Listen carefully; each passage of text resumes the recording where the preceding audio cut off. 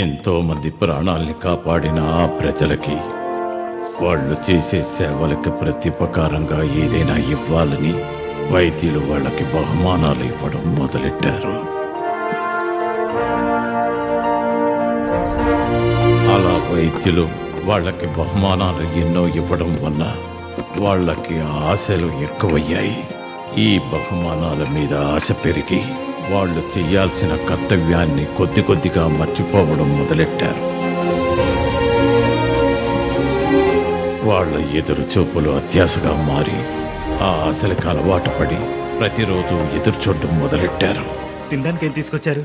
తీపిగా, కారంగా ఏమీ తీసుకురాలేదా? మాకేం తేవాలో తెలియలేదు, అందుకే. సరే తీసుకెళ్ళండి. అక్కయ్య నచ్చిందా?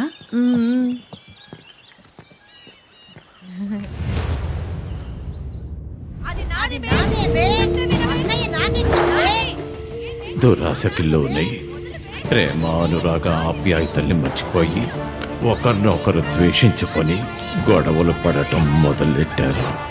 ఆ పరిస్థితిని చూసి భజరంగి భయపడ్డాడు. అమ్మా, ఈ ఆయుర్వేద అమృతం మన తర్వాత తరానికి కూడా చెందాలి. ఇవన్నీ రాసి పెట్టండి. మాకు చదవడం రాయడం ఏమీ రాదు దేవుడా. సుధీంద్ర, దేవుడు నువ్వు రాసి పెట్టు. నేనా? చూడు, విద్య అయోగ్యుడి దగ్గర ఉంటే అపాయం, అదే యోగ్యుడి దగ్గర ఉంటే సంపత్తు. వాటిని తాళపత్ర గ్రంథాల్లో రాసిపెట్టు, శాశ్వతంగా ఉంటుంది. మీరు చెప్పినట్టే చేస్తాను దేవుడు.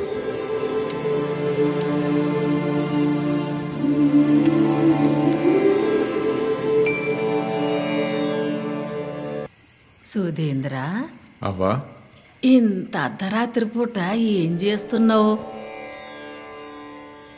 అరిచేతిలో అమృత కలసం పెట్టుకున్న ఆ ధన్వంతరి వంశానికి చెందినవారు మీరు. భగవంతుడు ఆయుర్వేద విద్యని మీకు వరంగా ఇచ్చారు. కానీ నేనంత పుణ్యం చేసుకోలేదవ్వా.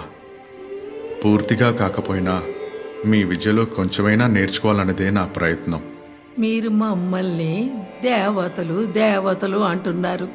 ఒకవేళ అది నిజమే అయితే మాకంట ఎక్కువ శక్తుల్ని ఆ దేవుడు మీకు ఇవ్వాలని మనస్ఫూర్తిగా కోరుకుంటున్నాను బాబు. చాలా సంతోషం.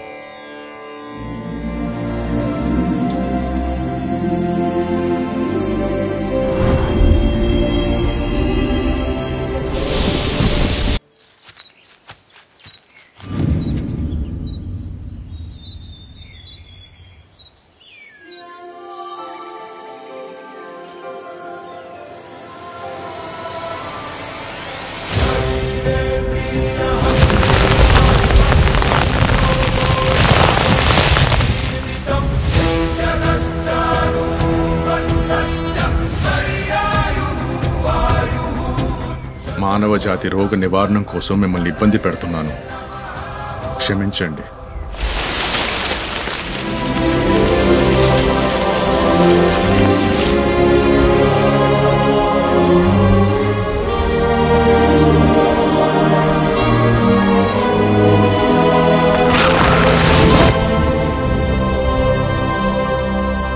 సుధీంద్ర,